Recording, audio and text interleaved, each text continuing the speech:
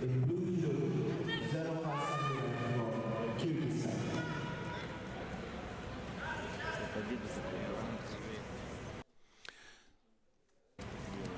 قربانزاده رو میبینیم که اکنون به میدان برابر آمد.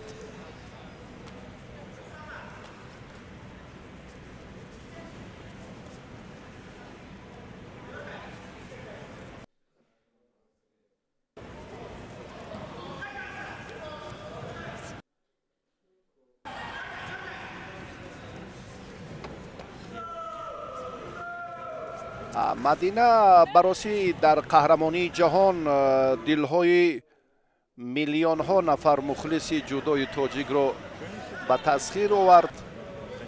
خیلی هم در روند تلاشش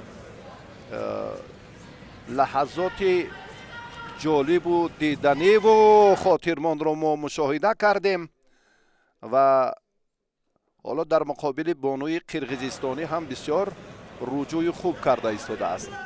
فشار آوری میکند لحظه ای که کار در زمین. باز هم مدینه رو احسن باید گفت، مدینه رو احسن باید گفت که این دختر زیبای تاجیکستانی مخصوصا در زمان تمرینش در کاخ ورزشی کنگورت شهر دوشنبه خیلی هم هنرش اوج تازه گرفت. ما کمی